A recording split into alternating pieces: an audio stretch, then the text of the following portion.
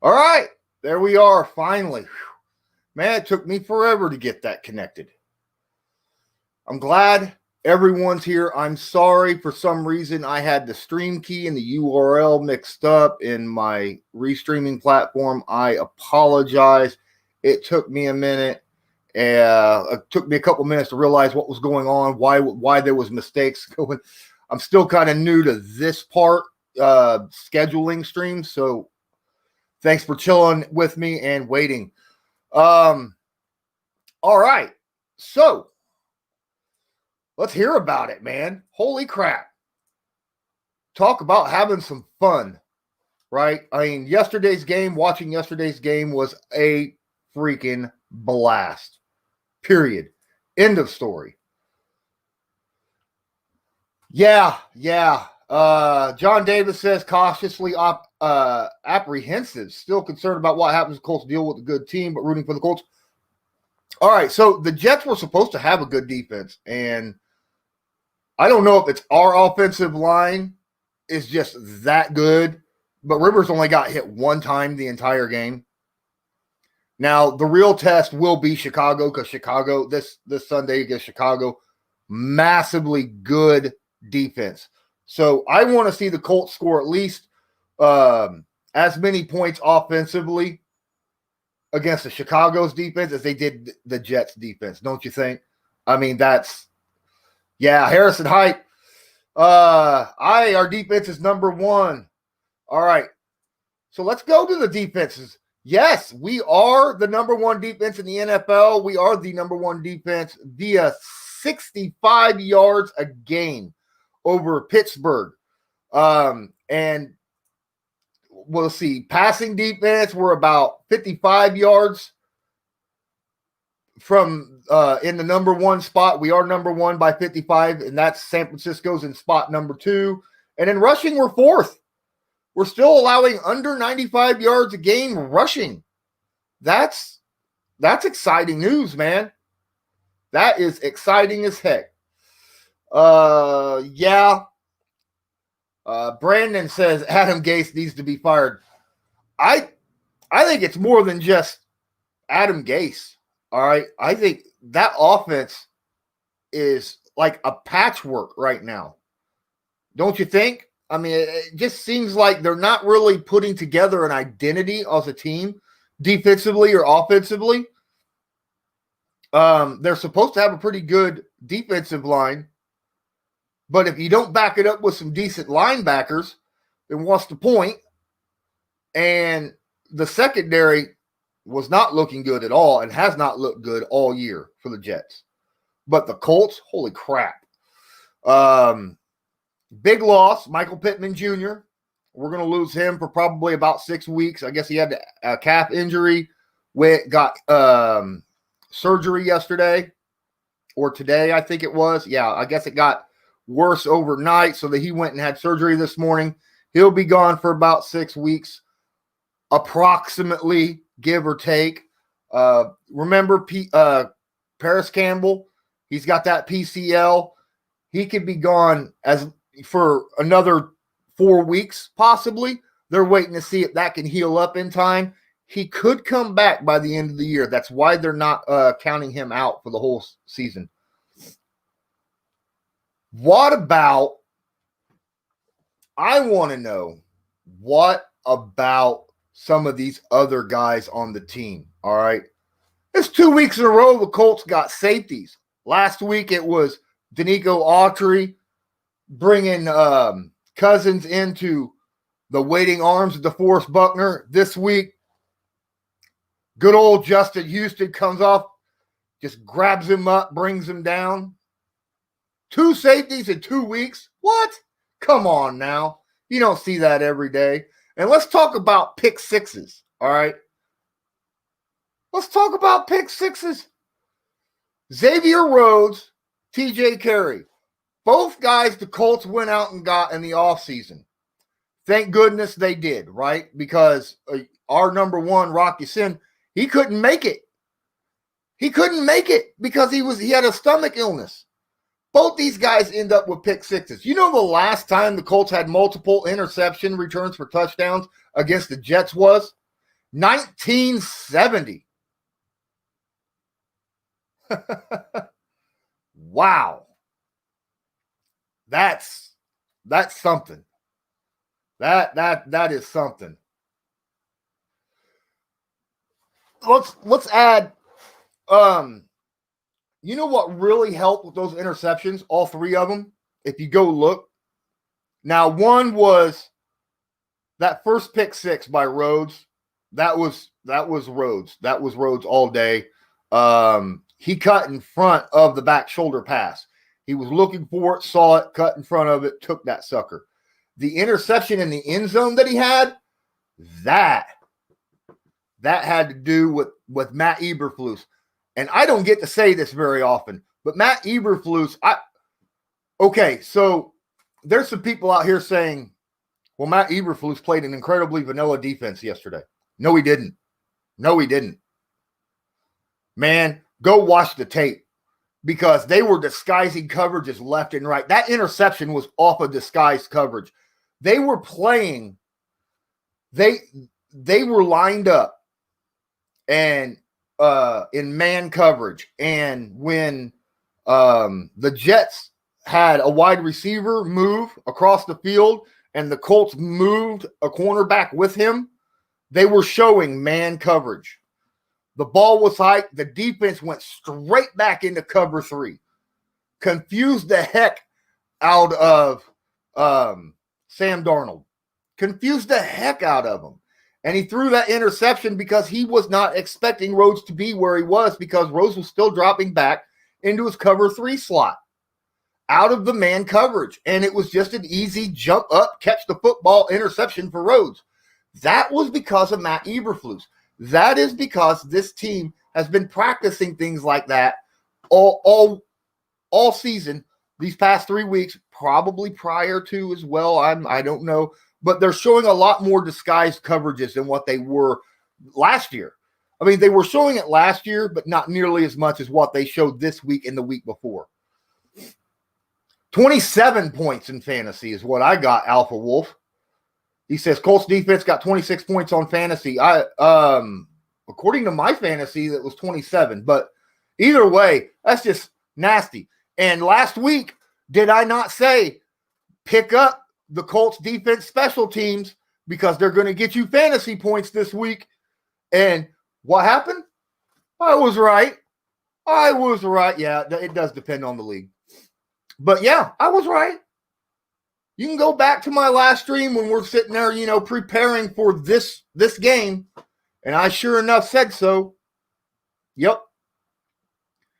I'm going to have a lot of fun breaking film down for this game. I just haven't decided what I'm breaking down in my film room for this week. Am I breaking down the defensive line or am I breaking down the cornerback coverage? I'll leave that, guys, up to you. I want to see votes in the chat right now. All right, I got 6 people in chat from what I'm seeing. 7, 8. Okay, I'm getting a few more. Why don't we get a few more people in here, and then I'll hold the live vote. So you guys, please go ahead, share this to your social media, get some more people in here. Don't forget to hit the like button. If you're here and you're not subscribed, what are you waiting on? Please subscribe. But later on in the stream, I'm going to hold a vote to find out amongst you guys what live I am going to do. What background. My words are not coming out properly. I am speaking the way Sam Darnold was throwing yesterday. It's awful. You got to give me a minute.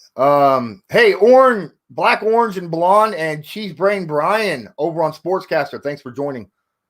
Here the live stream. I've got 60 people watching live right now on Sportscaster. Man, we need more than that over here. We need more than that. Oh, thanks, Chris. Appreciate that. So I need a new haircut, actually. This haircut's a little bit old. It's supposed to be all flipped off to the side and shorts on the sides, but it's grown out so much that I'm doing the split down the middle. And when I do that, I have these little curls my wife hates right up front. But I don't care. I have the curls to keep them out of my face, right? Uh, so, you put Greg Williams as their head coach for the Jets because this one's about him and the players will play for him. I think they would play for Greg Williams over Gase. Ace, I do believe that. Need a film breakdown on my haircut. Are you guys trolling me? That's fun. That's great. That's great. I appreciate being trolled by my own guy sitting here. That's awesome. No, please share. I've shared it on Twitter. I've shared it on Facebook. I don't know any other Facebook groups that I can join that are kind of Colts centric. So if you guys have any, I'm only part of one Colts chat group on Twitter. You know, if you guys follow me on Twitter or Facebook, feel free DM me. Invite me to Colts chats. I'd be more than happy to join. The Colts chat that I'm in is pretty much happy birthday to this person, and that's about it. That's what I've seen in the past 2 weeks coming out of that Colts chat is someone's birthday showed up, which is cool. Happy birthday to that person. But yeah.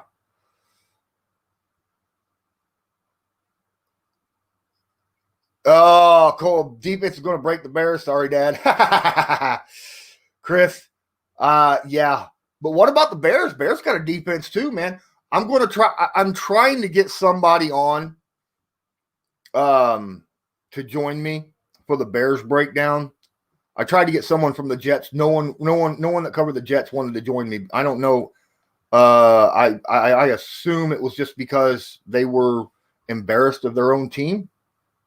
I don't know. But you guys know me before a game. I don't trash anyone, right? Actually, I kind of look at what is most to fear of the team we're getting ready to face and what we could take advantage of. I don't look at a team and laugh at them when I'm breaking them down because any given Sunday, that's how the NFL works, right? Any given Sunday, any team can beat any other team. I mean, the Jets very well could beat the Ravens or Kansas City at any point. Granted, the odds are stacked against them, but it's quite possible. No, Bears do not have luck. Are you out of your mind? Oh, that's a lowercase L. Okay. No,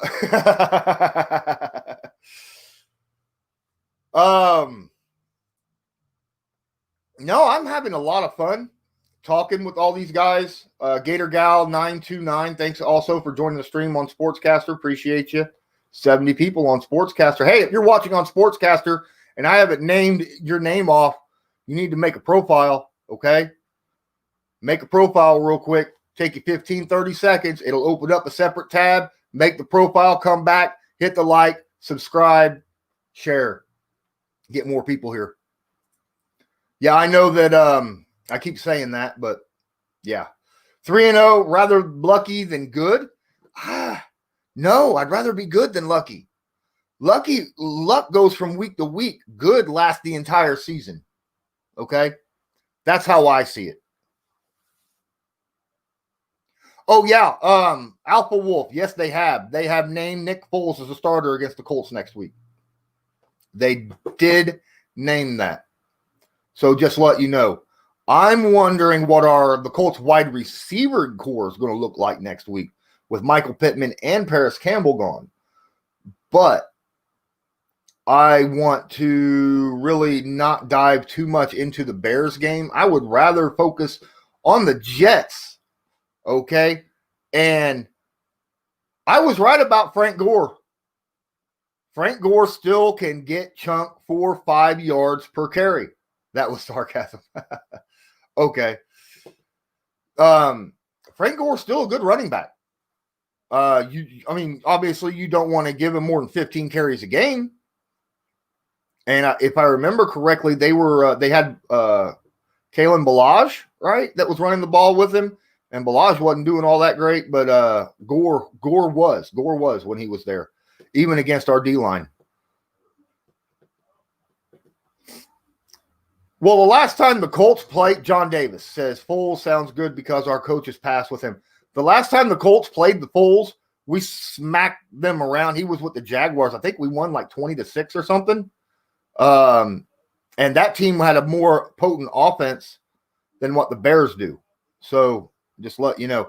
I'm curious to see about the Bears. There's a lot of things I'm going to break down the Bears, but I like I said, I don't want to get into the Bears right now. What do you think about the Colts defensive line? We had 2 sacks, but like 4.6 million pressures. I mean, how many times did we see Sam Darnold scrambling for his life? That touchdown pass by Sam Darnold was elite. I mean, what, he got out of 2 different sacks, ran to the sideline, threw a touchdown. Their only score of the game, but that was an elite play by a really, really good quarterback. Okay? He just has no kind of help around him. He has no offense around him. He has no head coach. I mean, it's just awful. Yeah. Harrison Hype's got the defense on his fantasy as well. Yeah, I was going to say, pick them, man. I'm telling you, this defense is only going to get better as the season goes on. Now, granted, our toughest match, and I'm going to tell you this right now, I don't think our toughest match will be week 9. Everybody's going to tell you that the Colts' toughest match is going to be the Ravens. I don't think it will be. I think it'll be an interesting match, but I don't think it'll be the toughest match, okay, when it comes to the schedule. I think offensively, I think the Texans probably have the best offense. And the Titans. Man, don't sell the Titans short. They got a good run game. Now, I don't know how long Taylor Lewan's out. Does anyone know? I noticed when I was watching Sunday. Hold on, I got to sneeze.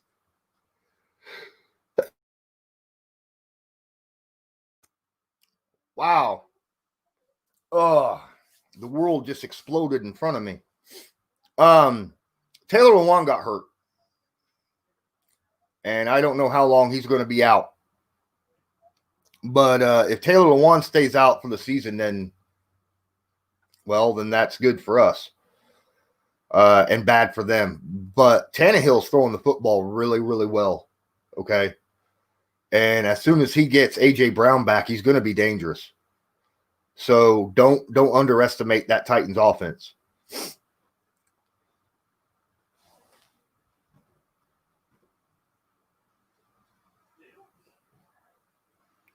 No, you're right. We cannot play like we did against the Ravens the way we played against Darnold to beat them. I get that. But you also got to remember, like I was saying, this is only week 3. The defense, I mean, they're just now getting into their stride, okay? I said before the season started, you won't see the actual Indianapolis Colts till about week 3. Week 3 is about where you're going to see them because the defense, you got too many pieces in there that's new, right? You got DeForest Buckner, you got TJ Carey, you got Xavier Rhodes. These guys got to learn Eberflus's defense. They got to learn to trust the guys around them and know how each other plays, how to hand off a person when you're in zone, hand off a guy you're covering from one zone to another. That stuff that is only learned by practicing and playing with guys next to you. And week 3, which was this past week, was about where we get to see our team really start hitting its stride defensively. I think it'll get better over the next 2 weeks. Now, granted, we got Chicago coming up, and then we got the Browns. The Browns will be an interesting, tough matchup as well. They've got a team that when they're clicking, they are incredibly tough to beat. All right. When the Browns are clicking, they are a very, very good team. But we'll see. We'll see. I think the Bengals game will be much similar to the Jets game. I don't think the Bengals have much of a team at all. I can't believe that they freaking tied. That was unreal. How the heck do you tie? Yeah, week 4 is the Browns. Or week 4 is the Bears. Yeah. Week 5 is the Browns. And then we got the Bengals, Lions, and Ravens. But yeah, man. I think our defensive line will be fine. We just need to get those guys in there. And you're seeing a ton of pressures. They're just not getting home. Not every quarterback moves like Darnold either, okay? Now, Lamar can move. I'll give you that. Lamar can move. But Lamar is going to be a guy who's not going to get rid of the football really fast. All right? If he does, it's going to be the tight ends. And we got guys that can cover tight ends now. So I think we have a defense, a front seven that can handle Lamar Jackson. I really do. He is. You're right. Jonte Glenn, welcome here. Later on in the stream, once I get a few more people watching, I'm going to put up a vote on what the film study will be about, okay? And it will come out on Wednesday. But later on, I'm going to put a vote in the chat on what that film study will be about, whether it'll be about the defensive front seven or whether it'll be about the defensive secondary, which came away with 3 interceptions, 2 pick sixes. But we'll decide then what it'll be about. Jack Adams says our defense is elite this year. Well, statistically, yes. But remember, we just played the worst team in the NFL. Now, Minnesota played very good against the Titans. They had, 460 yards offense against the Titans, and Titans got a good defense. Jacksonville, they laid an egg recently against Miami on Thursday, right? But they got a good offense. Either way, we need to find, like I said, to really put a good measure on our team. The Browns will be a good measure. I think the Lions will be a decent measure because the Lions have some offensive weapon and Matt Stafford is a top 10 quarterback in the NFL. So those are some teams that we can early on kind of gauge our defense.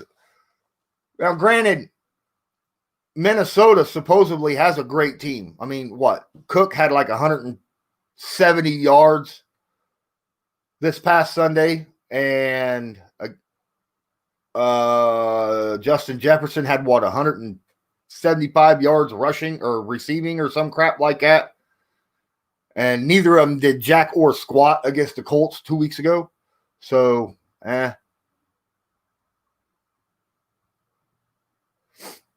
Now, you say defensive film study and Rivers. Now, I'm not going to do 2 in 1 week.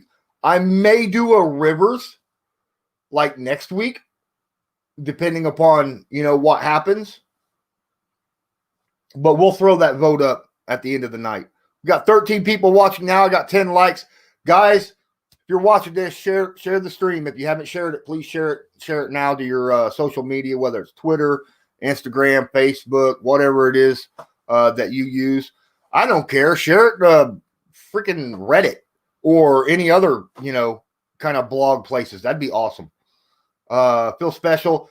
Yes, I hope that Campbell does come back. He's got that PCL injury, but I don't know if and when he'll come back. It depends upon the severity of the PCL. That's why he hasn't been taken off the actual roster yet.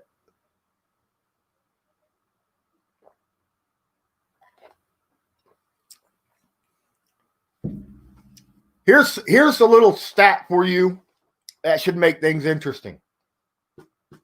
All right. Phillip Rivers is not a mobile quarterback. Not in the least little bit. Phillip Rivers is not a mobile quarterback, but he's decisive. He's accurate. And he's only been sacked twice. in 3 weeks. Against the Jets, no sacks, 1 hit, 2 hurries. That's it. All right. What's that say about the Colts offensive line? That's interesting. There was times in the games where you could actually hear the offensive lineman like Quentin Nelson yell out, I got the blitzer, I got the blitzer. What do you know? Actual benefit of having COVID season. You can actually hear what's going on during the plays, during the snaps.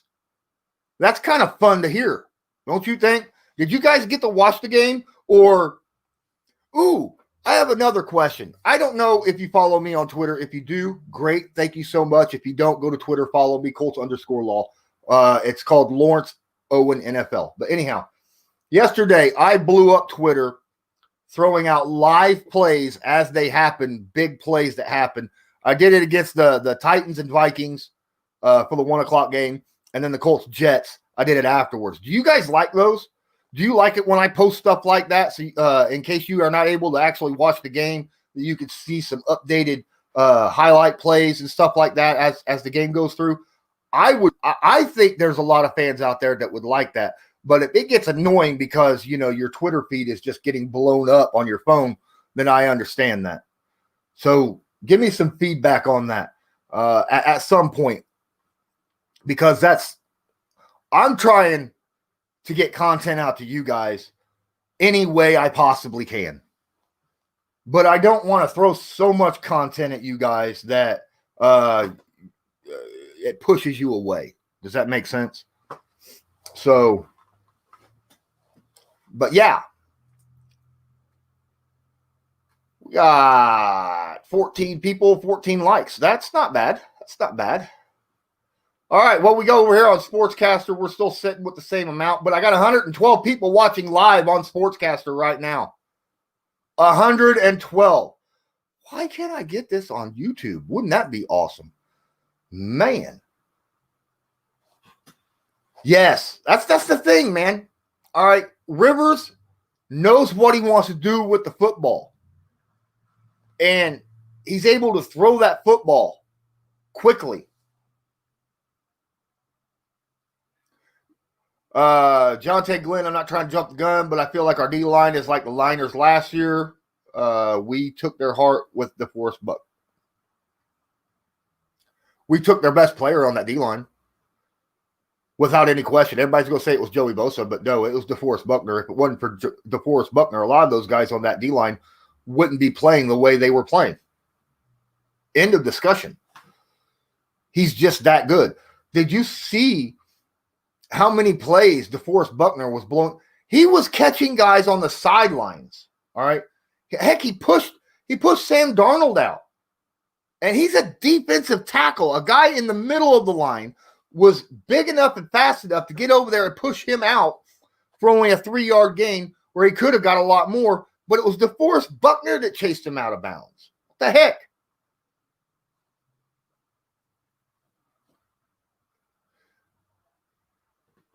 Brian's here. You can observe from Rivers, face poised back at the line rather than stressed or flight. He gets the time he needs. Yeah, it does. It is true. There's a difference from what we saw in Rivers the last couple years with the Chargers as opposed to what we're seeing with him now. He looks calm and collected, even in the face of pressure, because he don't see it so often. He's not flustered. He's not afraid to hold on to the ball. A quarterback is okay about taking a hit once every drive or something like that. But every play, that's going to fluster you and want you to get rid of that football even faster before the play develops. But when you got protection the way he has right now, he's able to sit in there. And he'll take a hit if he absolutely has to. But and hold the ball a little bit longer if it's needed. Buckner has an abnormal amount of force. Yes, I get that.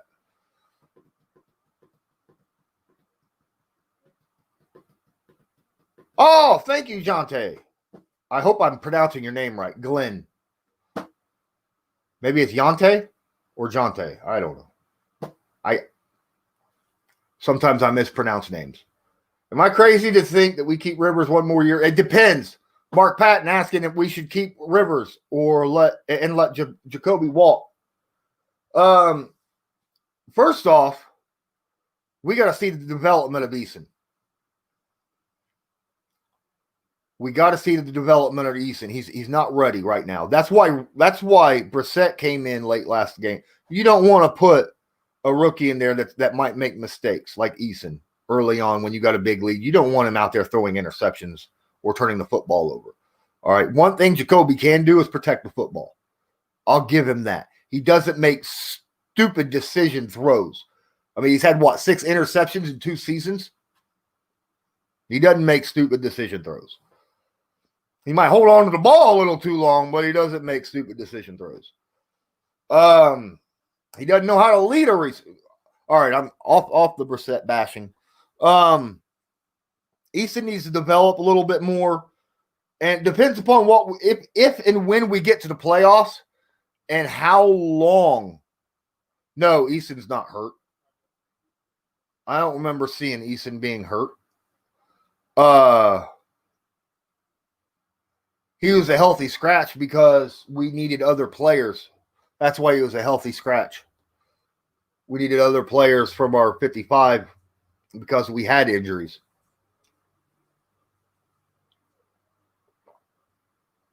But if we make the playoffs and how well we do in the playoffs, I think will determine whether or not we keep Rivers for another year. How he looks at the end of the season and or the playoffs will also matter. What if he does have a terrible noodle arm in week 15, week 16, week 17, and in the playoffs? Would you want to keep a guy like that if his arm starts to fall off late in the season? I mean, it's not like he's got a cannon on him right now. He's got strong enough strength to throw the football downfield. But if it gets too weak, it becomes like Tom Brady's, to where when he's throwing off to the sideline and not in front of him, that the ball takes 4 hours to get there. I don't know if I want that quarterback on my team. But if he still has that arm strength and able to throw good sideline passes, and he's still making the decisions, I mean, he's number 1 in the NFL on completion percentages, if I remember right. Let me check that out. But I think so. Quarterback stats. But I'm pretty sure he's number 1 or number 2. Not 100%, but I think he's number 1. That's played 6 games. Or 3 games. Rivers, number 1. Number 1. He's played all of them. He's got a 78.3% completion percentage. That's higher than Lamar Jackson, Russell Wilson, Derek Carr, Gardner Minshew, all these guys. Teddy B. And he's got a 99.9 rating. You know what hurts him so bad? He's only got 3 touchdowns to 3 interceptions. And 2 of those interceptions ain't even on him, in my opinion. But he's only got 3 touchdowns so far. Then you look at Russell Wilson, who's got 14 touchdowns and a pick. 14! But then again, the Colts ain't leaning on Rivers, right? I mean, Russell Wilson is the Seahawks. Is it me, or should Coach have put Eason instead of Jacoby? No. Like I said earlier, I would not have put him in there because Eason's still young. He might end up getting a turnover or something. And Brissett will keep the ball. Your channel is dope. Huge Colts fan. Ant Rod. How do you think we'll handle the wide receiver depth? Do you think we need to go get someone like AJ or another vet? No. No, Ant Rod. I don't think we need to go get another vet. We had a couple wide receivers on our 53. We moved one up. I think we have depth as long as we don't get any more injuries. Now, if TY goes down, or Pascal goes down, Marcus Johnson, some of these guys, if they start going down, then maybe Fountain gets hurt again. Then maybe we're going to have to, dive a little bit into the free agency market. But until then, let's just hold off. I mean, obviously, Ballard and Reich are going to look around with Pittman down for at least 6 weeks, but I don't think that they're going to be too, it's not necessary to get excited about going and looking for someone right now, right? Don't lose your head over it. We still can move the football. Don't forget, I mean, if worse comes to worse, we could put Nyheim Hines in at the slot, right? We could put Nyheim Hines in the slot. Mark says he feels like you know what Jacoby is. He needs, but I get he needs on the field experience, but I would not put him on the field early on, not in his first year. Maybe not early in the season. Now, let's say we're past week 10. All right, he's got a little bit more down with the playbook. He knows his the teammates around him, and we end up, let's say, just for shits and giggles, let's say we're playing the Raiders, right? Later on in the season, on December 13th, we're in Vegas. We're playing the Raiders.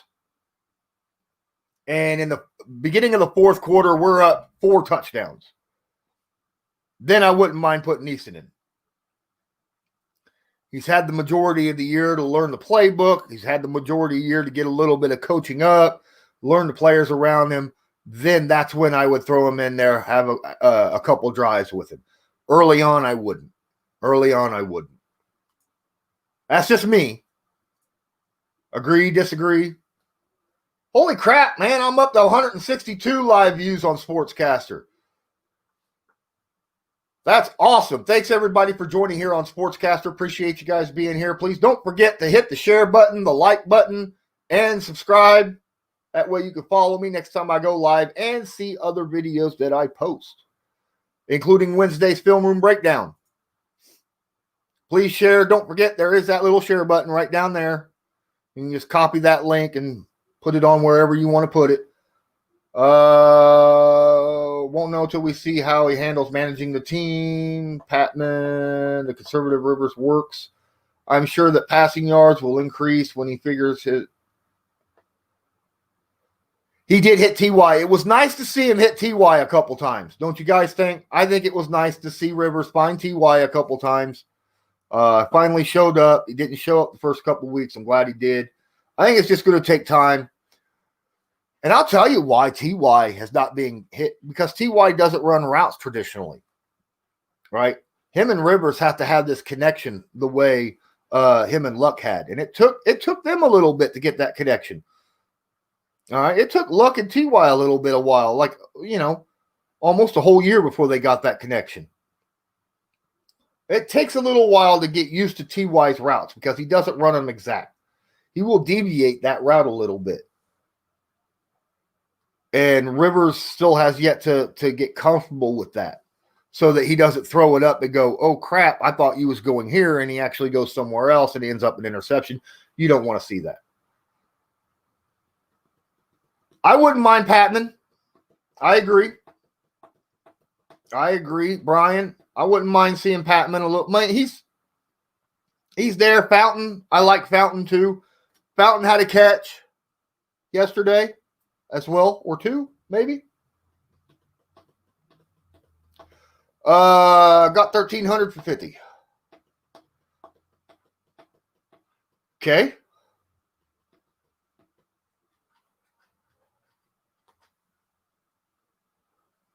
So, one thing I'm still worried about, we didn't run the ball overly great, 4 yards of carry against the Jets. Now, you got to remember last year the Jets were tied with the best run defense in the NFL. Say what you want about that Jets team, they got a run defense, okay? And Henry Anderson is incredibly good. The ex-Colt, very good against the run. Not much for pass rushing, but incredibly good against the run. So they're missing a few players, but they're still good against the run. So I expect. I don't know how good the Bears are against the run. Let's see. Let's hold on. Let me go to defensive stats. Rushing yards. Bears. Chicago. Oh, Chicago's giving up 117 yards a game right now, as opposed to our 93. Well, that means we might be able to run against them, but you also got to remember, I wouldn't dive too much into that. I don't know. I'm waiting to see if their pass rush is still there or not. Do they still blitz a lot? I don't know.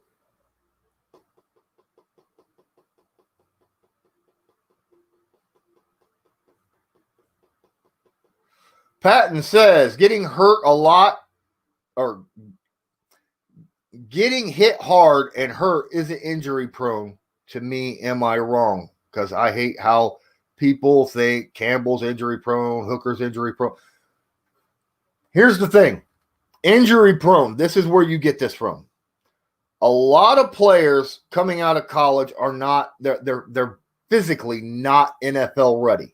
Okay. They haven't got the physical workouts. They haven't been hit a lot. Their dietary needs are different because they go from the college to the NFL, and they're playing bigger, faster, stronger guys. You're going to get hit. Your body, you got to take care of your body a lot more. And it takes time for your body to adjust to that and to build up.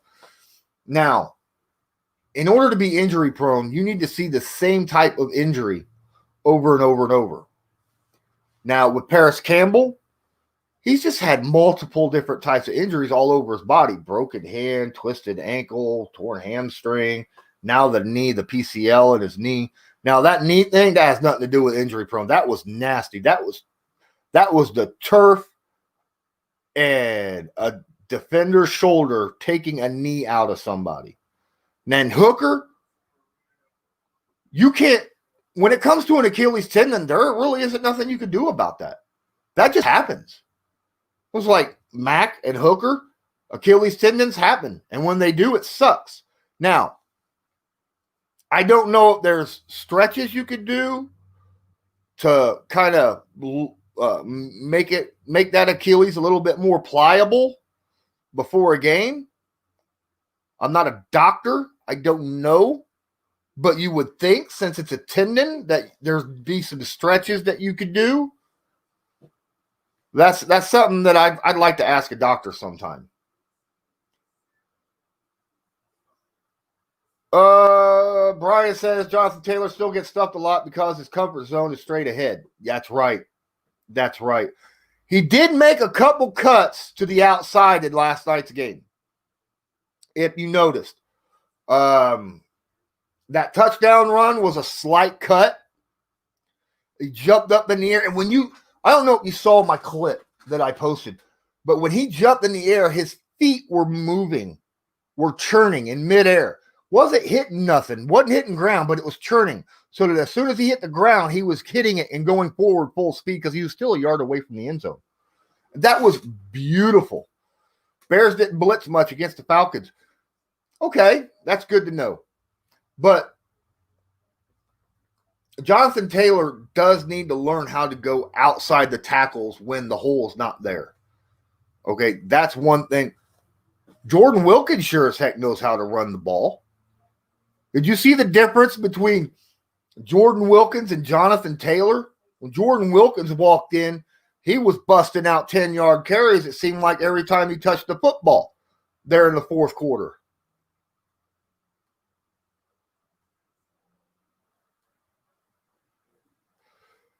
Good question. Mark Patton, do you think Ballard overpays back like Jacoby because he likes to play or no? No. But I think he's going to offer Mack some money. I wouldn't be surprised if Mack gets offered $8 million. I would pay Marlon Mack $8 million to stay with the Colts for a few more years. I would. Heck yeah, $8 million a year for a good running back. I mean, go look at some of these other players out there, what they're making. There's some players out there making twice that a year. Running backs. But then again, I mean, you got CMC, who's making $16 million and performing just as well as Marlon Mack is right now. Yep. Because he's also on IR. Wilkins solid. That's working. Keep that up. It is. Wilkins is a very, very good running. I don't know how good he is catching. You don't see him catch the football very often out of the backfield, but you do see him run the ball incredibly. I mean, incredibly well. Incredibly well. So I wouldn't. Well, not for at least 6 weeks, Glenn. When are we giving Pittman a deep ball? Not for at least 6 weeks, because apparently Pittman is out. He just had surgery this morning and on his calf, and he's going to be gone for a while. What's up, Joe Nubo in the stream? My guy, Joe Nubo, my sportscaster, NFL co-host, analyst. He covers the Baltimore Ravens, which, as you guys know, will be playing Kansas City tonight. He's actually doing a live play-by-play later on today. Don't forget, go check. You can click on him and give him a follow if you want to hear a little bit about what he talks about. He knows his Ravens really well. I get a lot of my information from him when it comes to the Ravens. He's a bit of a homer, but aren't we all? Right? Aren't we all? We all have our teams we love, and we're kind of homerism when it comes to that. I think we share the ball well to our running backs in that game. Wish that we didn't use Hines close to the end of the. I'd like to see Hines use. You know what we didn't see a lot of this game that I was hoping we'd see more of? Hines and Taylor in the backfield together, like we saw a couple times, week 1 and week 2. I want to see that 2 running back formation. That offset the pro formation, things like that. That's what I want to see. You're a homer when you need to be. When people are out there talking crap about your team. I want to see 2 running back formations because that's going to make defenses. Now, they might be holding that off. Now that I think about it, they might be holding that 2 running back formation off for a while against more potent teams, because I think a 2 running back formation with the Colts with 2 tight ends, 2 running backs, 1 wide receiver, whether it would be Zach Pascal or T.Y. Hilton, I don't care.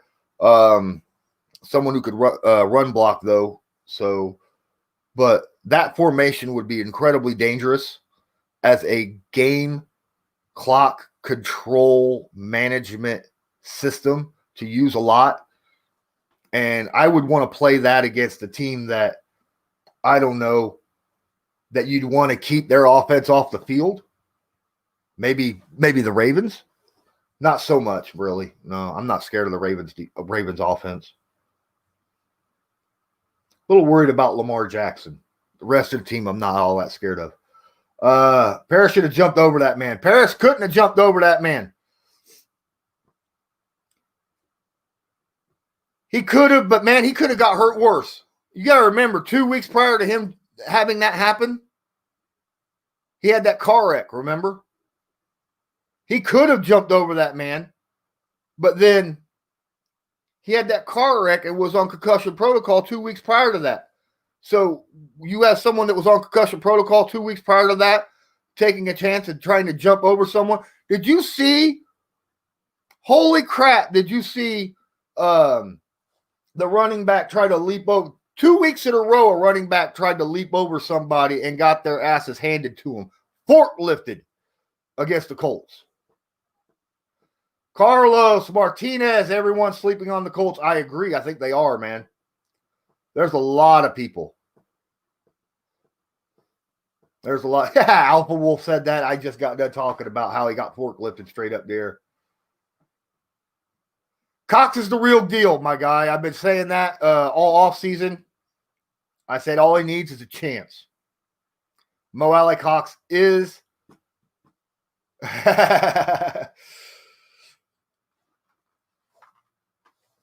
Lamar Jackson worries me. Lamar Jackson worries me. I ain't gonna lie. I think he's an accurate passer, and we all know how dangerous he is on the ground. So Lamar Jackson worries me. I'm not scared of the receivers. I'm not scared of the running backs. I'm scared of Lamar Jackson. Okay. And I think that's fair. Because outside of Lamar Jackson, the Ravens really don't have any overly super hypeable talent. I mean, you got Hollywood, you got Mark Andrews, and that's as scary a talent as the Ravens have outside of Lamar Jackson. Mo Alley-Cox, though, back to him. He is freaking a beast, man. 6'6", 250-pound, former basketball player for the VCU Rams, could go up and make heck of a catch. Heck of catches. And will get lost on the field because he's on the field all the time blocking. On the field all the time blocking. And then when he goes out for a pass, defenders forget he's even out there.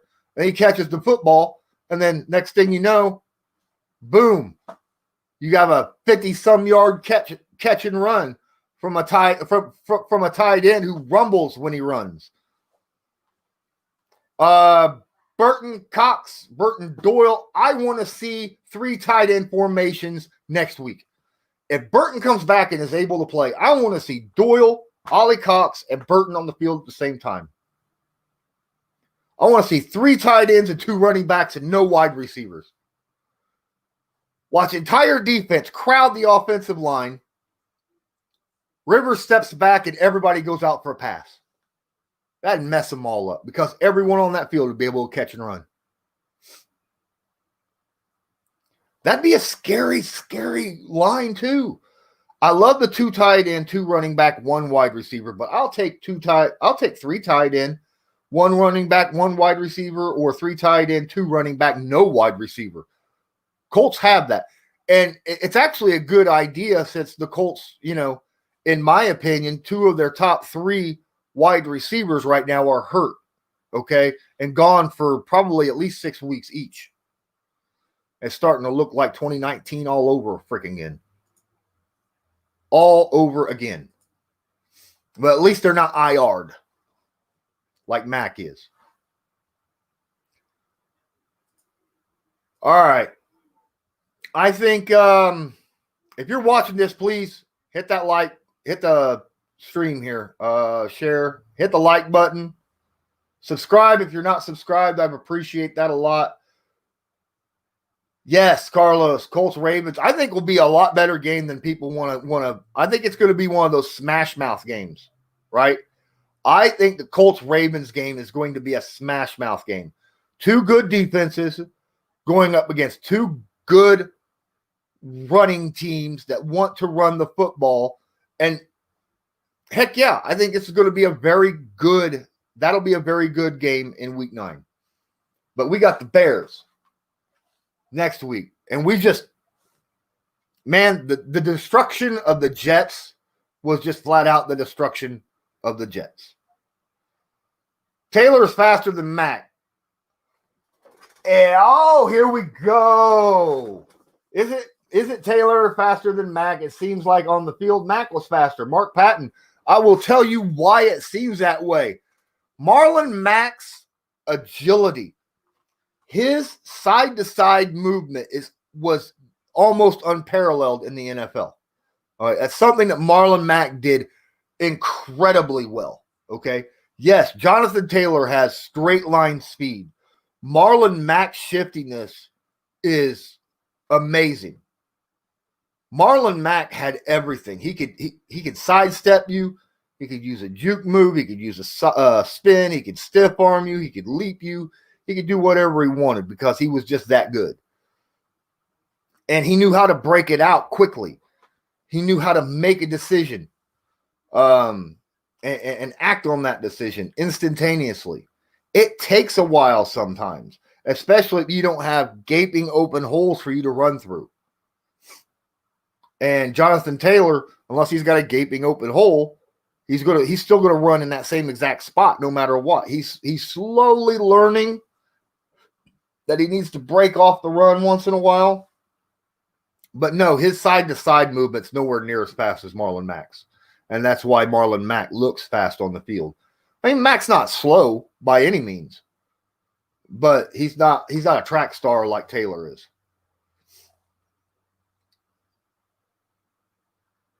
Yeah, we are a little thin. I think we've got T.Y. Hilton, Zach Pascal, Marcus Johnson, Doolin.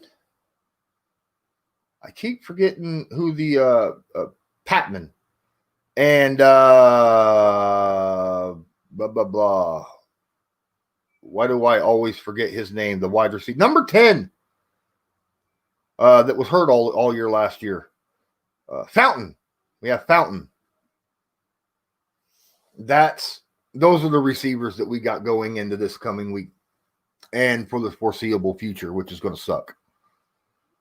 But the beautiful thing about this is Rivers still throws catchable footballs.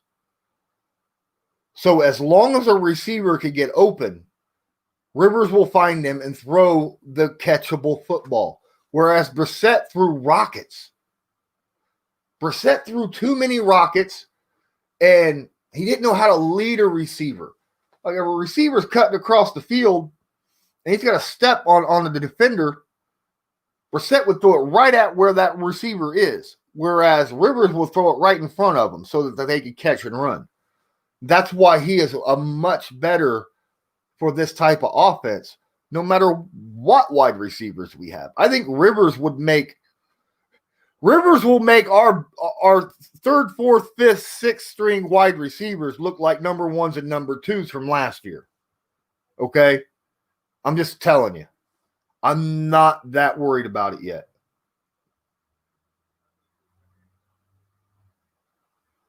In my opinion, who's the best rookie running back so far this year?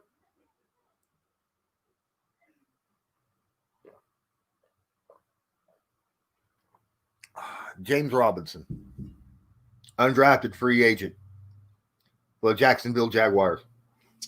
I know CEH had a heck of a game week 1. Week 2, he didn't really show up that much. James Robinson's been solid week in, week out.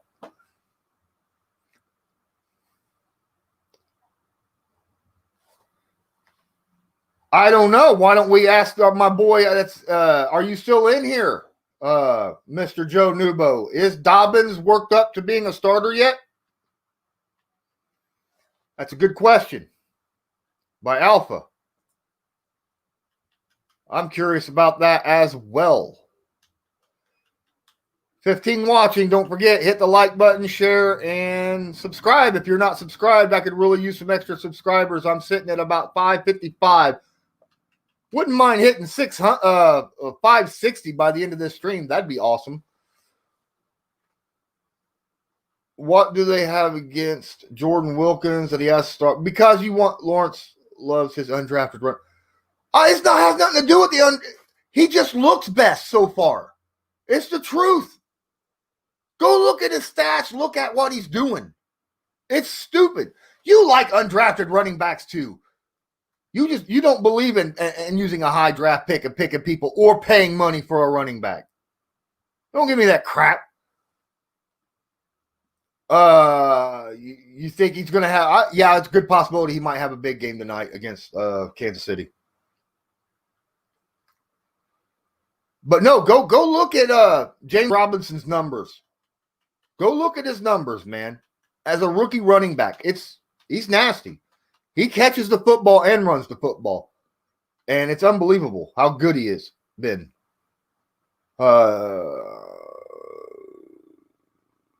Yes, I think Alpha Wolf is replying to Glenn up there. Yes, he got more carries than Hines did last night. Hines went out on some receptions. He also had a couple carries as well. But they're working Wilkins into it. I think they need to use Wilkins more often.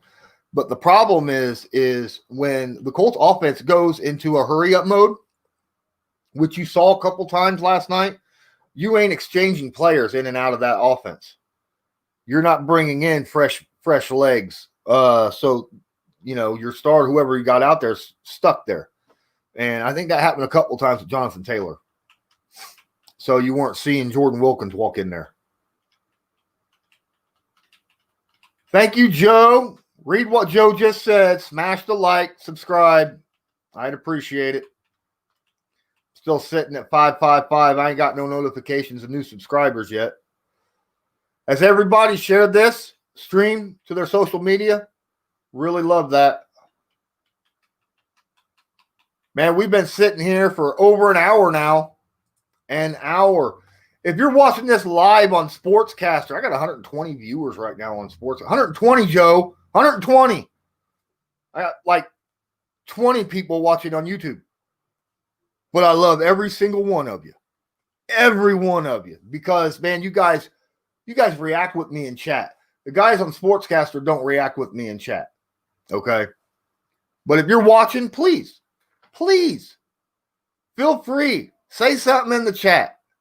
Don't forget to make profiles on Sportscaster and give me a follow, because I have a lot of stuff on Sportscaster that pops up that I do not put on YouTube. Joe and I both. You can follow Joe also on YouTube or Sportscaster, either one.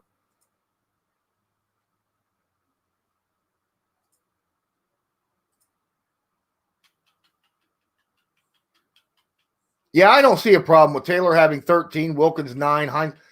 Actually, that's a little less running than I would have liked. But then again, the Jets are a better run defense than they are a pass defense. So, I mean, 29 carries. That ain't bad. 29 runs in a game. It's not too shabby. Could have been a lot worse.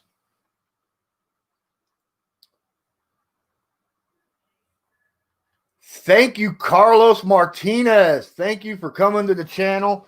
Are you subscribed? I'm glad that you love the channel. I appreciate that, man. I bring out film room. Okay, so since I've got some concurrent viewers right now watching, here it is. I want to know what you want my film room this Wednesday to be, okay? You guys get to vote. Do you want either a film room about the pass defense or a film room about the defensive line from last night's game? You want me to break down how our cornerbacks and safeties protected against the pass and got 3 interceptions, 2 pick sixes, a bunch of passes defense, stuff like that?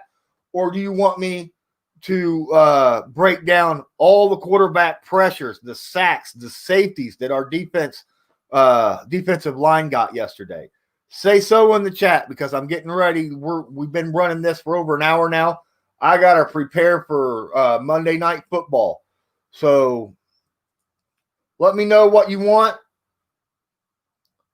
You can vote one way or the other, and I'll do so. Whichever one has the most. Alpha wants pass defense. Glazer says D-line. John Davis says D-line. Went up front to beat the Bears next week. I agree with you there, Brock. Yes, we do. Anyone else? That's 3 votes so far. 3 votes.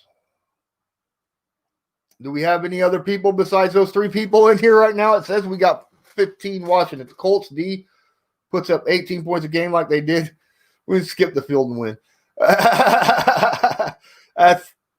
That's true enough. Need to get pressure on Foles. Honestly, I don't know. Their offensive line's playing better than what they were last year. Last year, their offensive line was horrible for the Bears.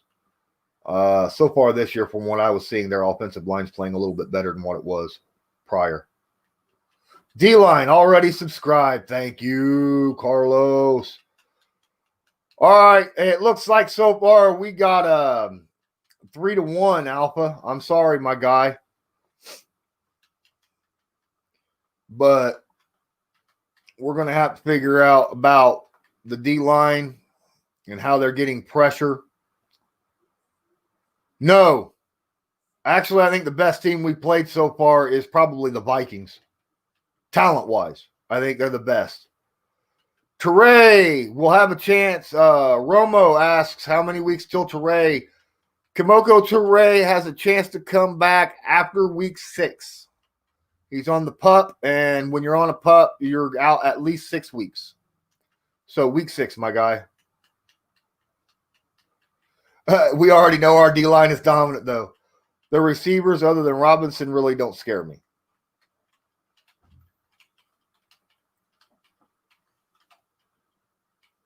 But, yeah, I think Minnesota was the best team. Look what Minnesota did against the Vikings yesterday.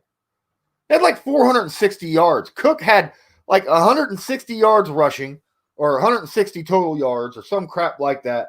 And Justin Jefferson had like 175 yards receiving. And the Colts held them to 175 yards total. Total. All right.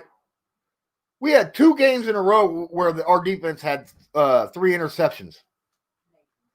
Yeah, I agree. I agree about Teray. I can't wait till he comes back too, man. Hope he gets back soon. I hope he's actually doing well right now, and is, because it's just the fact that his leg didn't heal up properly. He had, I think he said 7 surgeries on that ankle from last year. Oh my goodness.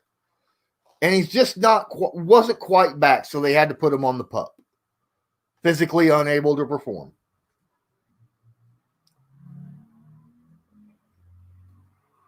All right, ladies and gentlemen. Doyle didn't get that much reps. Maybe, yeah, he's probably still waiting to get weaned back in after the injury. I agree. Ladies and gentlemen, I got to get off here. I got to prepare for Monday Night Football, but thank you so much for joining.